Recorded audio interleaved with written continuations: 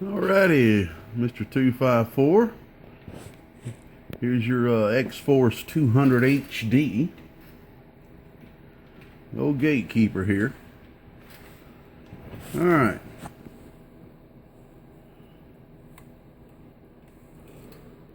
Mr. 254 was complaining of some issues with this box. And I pretty quickly figured out the majority of the problem. The output cap was devalued down to about 80 picofarad, and I just quickly replaced it to a the same cap, 150 on the output, and the amp came up about 30-40 bird.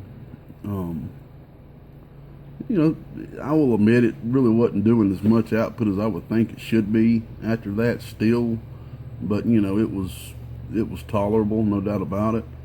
But he also wanted me to AB bias this booger as well. And I'm just gonna be flat out honest with y'all, okay? Mr. 254 got a little upset with old Gatekeeper, which is completely understandable. This has ended up being here quite a bit longer than anticipated. Had some unexpected stuff come up.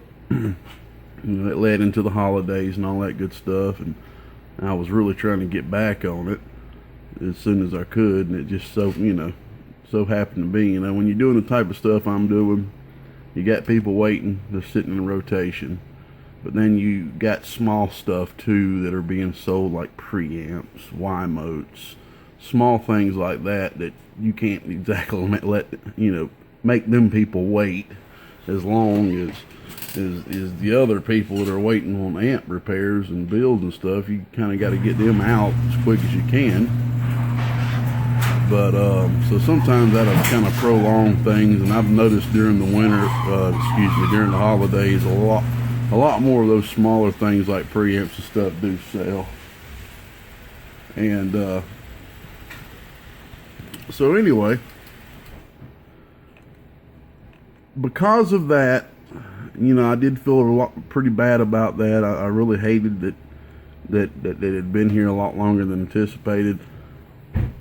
I decided I'm going to go far out and beyond for this, and I'm also going to do something else nice for you, Mr. 254. These are your transistors that I pulled out, okay? HF value on these are right around 20 to 24. I think one was 20, the other was 24. So what? Yeah. Alright, sorry about that. Putting down the garage door. It's freezing over here. About to be getting some snow out here in Georgia today, man. That's gonna be fun. I'm about to get this other heater over here working, but I got two on right now. So anyway, these are the transistors that came out, okay? These are the ones going in. And guess what, Mr. 254? These are brand spanking new Toshibas. How do I know? Let me show you. This right here is a brand spanking new Dave 2-pill. It was at a CB shop for about 4 or 5 years, okay? The fella had passed away. It was for sale at the CB shop, you know, brand new, not there for repair or nothing. It was there for sale. The fella had passed away. A good buddy of mine over in North Carolina went up there and purchased it, and worked out a little deal with me. You know, I got it. It came in. I hooked it up just to make sure it worked, you know. And the first time I hooked it up, I didn't have any problem at all getting 400 bird at that cotton picker. So I was like, yeah, this thing's working nice. And I was planning on keeping it, because I've never had a Dave 2-pill. This is my first one. And I was planning on keeping that bad boy. This ain't an original Dave. You can tell because it's got the 43 core input. And that's all it tells with me. But it's a new Dave, a new Dave. Let's put it that way. So I was like, you know what? I'm gonna do something nice for 254. I'm gonna take the Toshibas out of here and drop in some HGs, some matching HGs. And I'm going to unload this on eBay. Plan on putting it on there today, actually. So, you get some brand spanking fresh new Toshibas, Mr. 254. I like to try to make it right when I can, man. That's all I got to say about that. And to prove even further that these bad boys are brand new, let's take the old Atlas here, the old trusty Atlas. I think give me a sec. Put this bad boy up. I tell you, I've been telling myself I'm gonna replace these small little connectors that come on the Atlas with some small alligator clips, because these are actually designed for smaller transistors. The Atlas is actually designed for smaller transistors. It's not really designed for power transistors.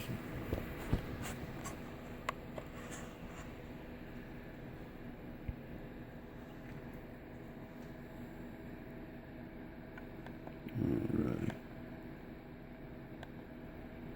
There you go.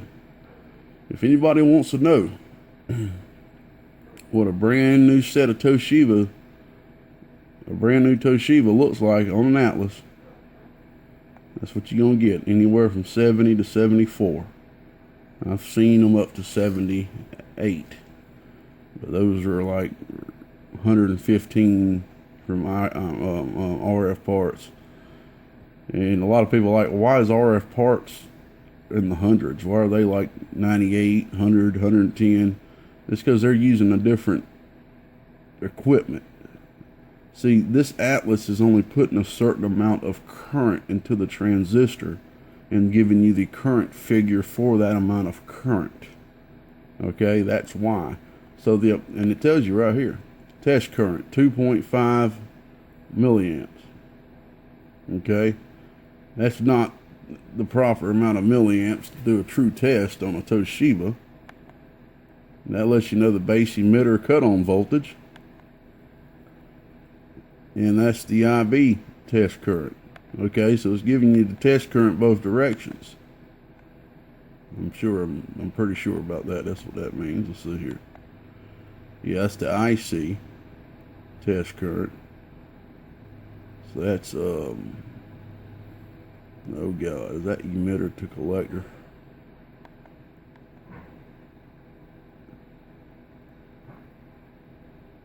Emitter to base, I believe. Base to emitter. I believe that's what that means. So it's giving you test current both ways, and that's not the proper amount of test current to be really testing the transistor on, but that's the HFE value we get for that amount of current being tested. As we know, we usually put around 100 milliamps when we're biasing. We'll pull about 100 milliamps when we're biasing the transistor, a Toshiba. And that's only testing with a tiny fraction of that. Alright, man, so I'm just going to take these right here, man, and put them in my test bag over here. My test bag, my part bag.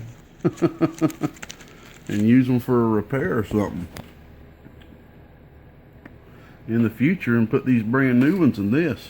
I'm gonna get here and change a few things, man. Like you see the wires, this is a sideband wire. I don't really like to send wires over a circuit like that if I can't help it. Plus this ain't Teflon either. It's been burnt with an iron. And the way these wires right here, that wire's been burnt with an iron right there as well, and that one leading over to there. And the way they kind of just flowing over like that. Usually when I see Xforces, they're usually kind of uniformly done around objects and stuff. So I mean, this looks like it was probably done by somebody else. So you know, I'm not completely sure about that. You didn't really specify about a variable or not. This is a high drive. You don't even need a high and low, to be completely honest with you.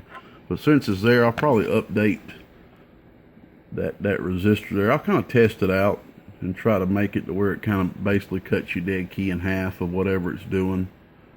Might go up to maybe about 30 something picofarad. I'll put a 5-watt resistor on there for you too. I've seen a lot of these resistors get pretty brown. People driving, you know, the box pretty good. But this is going to be AB biased, okay? So you're not going to need as much drive with it as you normally would. And I know you said you wanted to kind of turn it into a Gatekeeper, a GK 200. I'll see what I can do, man. You can, at least can call it a halfway Gatekeeper. And I know you asked me to put my sticker on it too. So we're going to get here and play around with some things, man. Have some fun. I may replace the switches too with some the switch. I got some switches I bought a big bulk of that I love using. We may do that for you too, man. And so we're gonna make this all the time AB, and we'll just make this turn the delay on and off. So even when you're on AM, you'll still be AB. So it'll be a good clean box, man. If I had the time, I'd get in there and make it regulated AB and all that for you, man. But hey, we'll get it done, get you in AB mode so you can get a little linear there, and just keep the box cool, man. That's the main thing you gotta do when you're working with an unregulated AB circuit. Just keep the box cool, and you'll be okay. All right, old Gatekeeper said it. Hey, we'll be back. Let's heat up the old iron. Alrighty, we're getting a little closer now. Down to the bare bone. Let's clean this board up for you a little bit. I don't know why somebody wrote 47 on here. Unless their numbers were probably 47 that owned it. Alright, big brother. I may leave these switches on here, man. I don't know. You got on off. We'll just make the SSB delay off. So we'll probably do that. Probably give you a little 75 ohm pad or something on there. I'll see how's the bias is reacting to it. I got about three different ways I can bias it. I was kind of wanting to go with the regulated dual trim pot way, but I don't have two 10K trim pots. It'll put me in an order at eBay for my seller over in China on eBay. But of course they won't be here for a while, so I think I'm gonna do my other way. All right, we'll be back. Booyah! Before we get into that, I'm almost done. I just want to show you, I done cleaned the fan a little bit, but I'm gonna get here and clean this top for you, brother. That fan's got some dust in it. See if I can't get a better view of it. Well, it's kind of dark. There we go. See, it's kind of caked up with some dust. You can tell this box has been ran. So I'm gonna clean this top up and get the logo. And boy, look at that shiny board now. I told you, man, I'm gonna go all out for you, man. Make things right for you. All right, we'll be back. All right, brother, all done. Got the logo on there for you like you asked.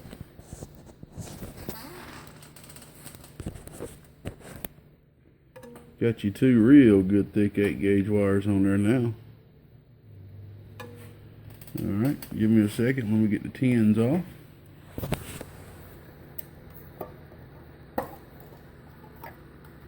Alright, I went ahead and put a 4.7 resistor in there just to protect the fan, just in case you ever ran it on a little bit higher voltage.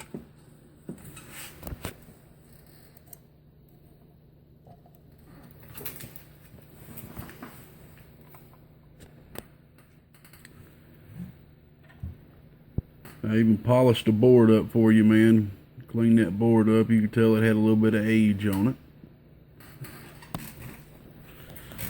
So now you got yourself a GK200. AB biased GK200.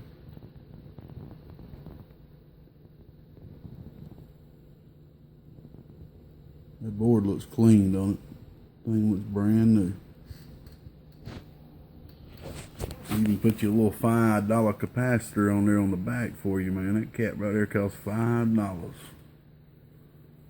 A high voltage ceramic.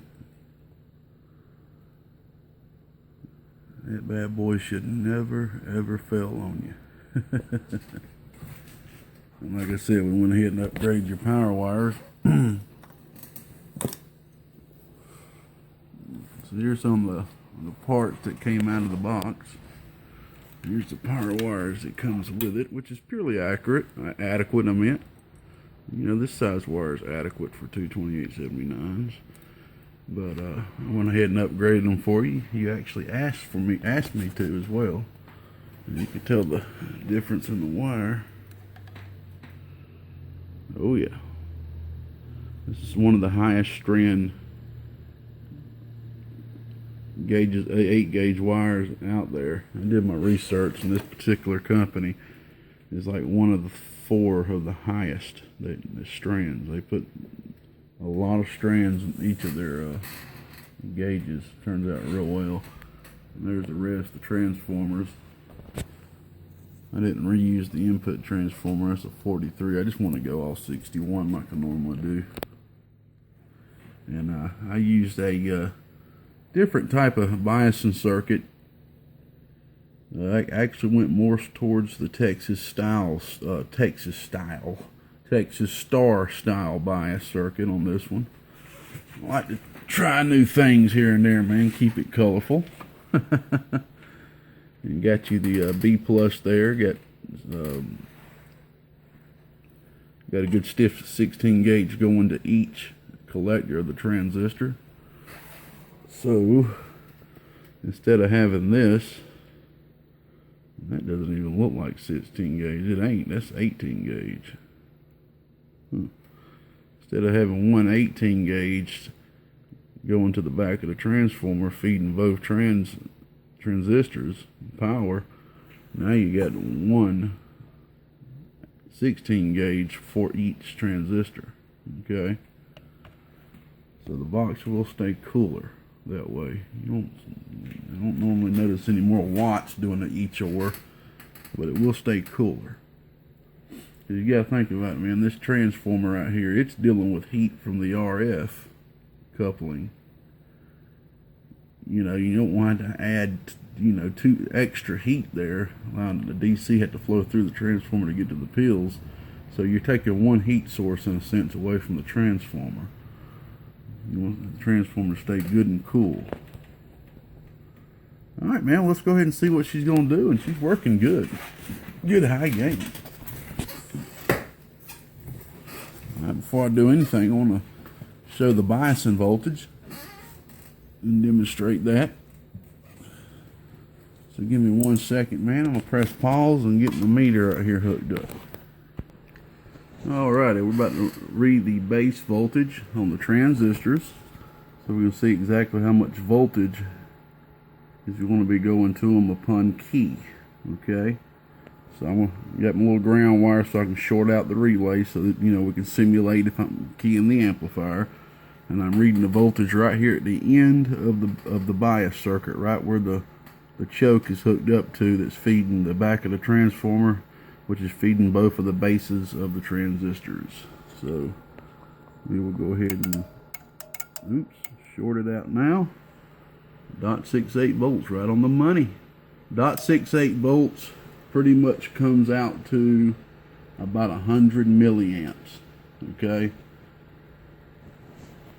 so that's where that comes out to, right there, about 100 milliamps. Ready to rock and roll. 100 milliamps per transistor.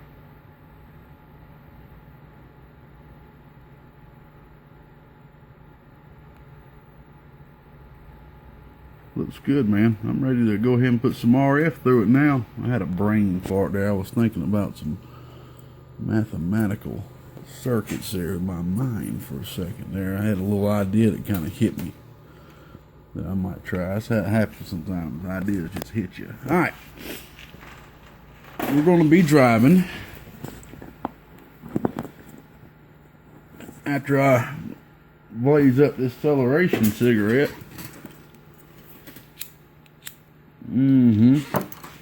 Something I'm going to have to quit soon. Alright, we're going to be driving the bench radio. Okay, the bench radio does 4 watts RMS. Okay, so that's 1 watt dead key swinging to 4 watts RMS, which is about 18 to 20 watts PEP. Okay, that's what we're going to be putting in it first. Alright, keep in mind, this isn't an AB biased amplifier. When you flip this switch on, that's only going to be turning on the sideband delay. Okay, so it's AB at all times. So this box is not going to need as much drive as a regular Class C would to get it up and rolling. Okay. Alright, we're on 14.6 volts. We're on the servo supply. We will hook up the 100 amp supply for the last burp test. Turn that voltmeter off. Alright, we got it on high, and I just really suggest just to leave this box on high at all times. That low doesn't do much, but I really wouldn't use that low unless you're just driving it with a lower wattage radio, so you won't blow that 22 ohm resistor. But you know, you can play around with it, see what you come up with. Alright, we're on the 1000 watt slug. This is just 4 watts drive RMS. Gives us just a little bit of a dead key. Oh yeah. Oh yeah. Almost 100 watts RMS. Here's the input tune, which is almost dead flat. Oh, which is flat, excuse me. So flat, I'm gonna have to show the other thing swinging so you know it's telling the truth. Oh yeah. Oh, beautiful tune. Alright, we'll let you take a look at the PEP. Thing's swinging on up there on the PEP now. Alright, we're reading the bottom scale, okay, which is a 1000 watt slug. Where you see the 100 at the end, that's 1000. The 20 is 200. Yeah, so that's about 320 watts. Oh yeah, right there, about 320 watts.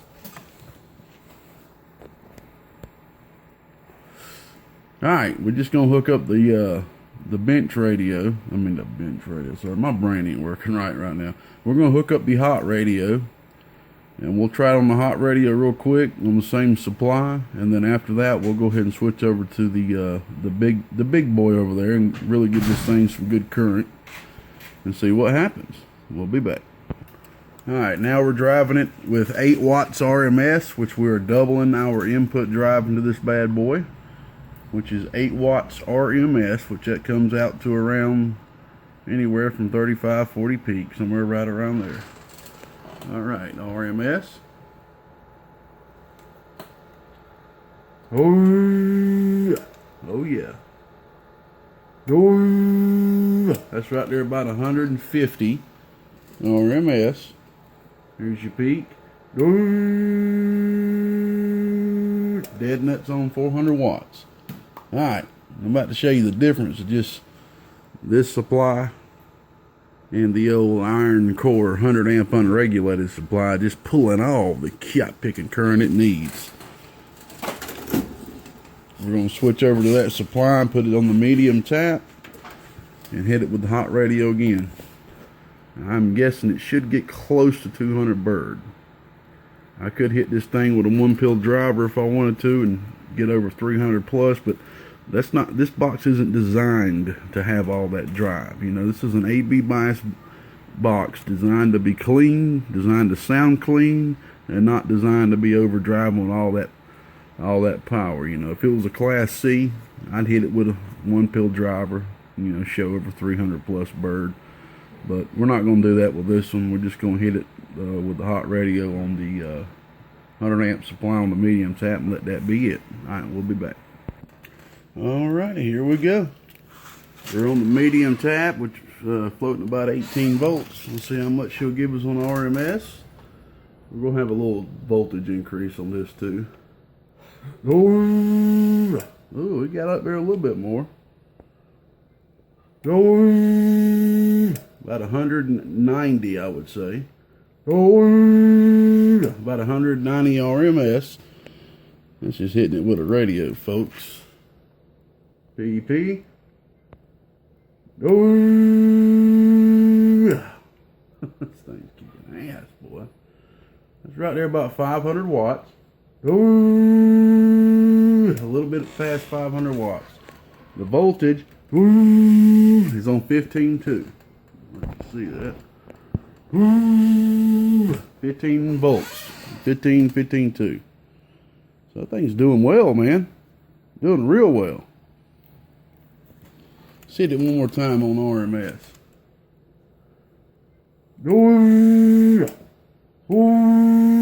Right there about 180, 190. Good deal. Like I said, this thing, I don't even feel any warmth, man. Good deal. This box right here, I could hit it with the one pill driver. She's gonna creep over. I've just taken a wild guess. If I hit it with the one pill driver, she'll probably up around 320 RMS, but I'll leave that kind of stuff up to the Class C boxes, man. This box right here is made for linearity as much as possible, to be a clean box. So me personally, if it was mine, I wouldn't drive it no more than that right there, what I was just showing you. You know, that's good power. You know, right there almost 200, about 15 watts less than 200 bird. Peaking 500 watts. You know, that's a big peak. There you go. I think you'll be happy, Mr. 254. And I'm hoping all the extra work that I did for you, my friend, will enable forgiveness. I always try to go all out, man, and try to make things right. Whenever I make a mistake, or if I ever take a little bit longer than anticipated, which is something I am decent at doing. But I will say once what a wise man once told me: good work does take time. And it does take time to get in here and do all this little stuff. You know, all the polishing the board probably took me 2 hours, you know, just polishing the board. Look at that board, man. That I mean, I could have gotten in there afterwards and cleaned all the flux off and everything, but I was just trying to get this thing done, man. It's been a little while, you know, since I'd been working on it, and I got a lot of other stuff to get on to, so we'll get the top put on this bad boy, man, and get her back to you. And also, man, can't forget, you got your 2 new red dot Toshibas. So for having to wait a little bit longer, or probably a lot longer in your sense, which is probably the fact, you got you some extra parts, and pretty much got you a new, well, you got you a new build. This is a new build. This is now a rebuild, new build. All right, man, I hope you enjoy, and hope it lasts you many, many years on down the road. Old Gatekeeper said that out here around the northeast end of Georgia. You got anything like this you need done, give me a shout, and I'll try my best to help you out. 3manpro@gmail.com. Got down and I'm gone. Peace.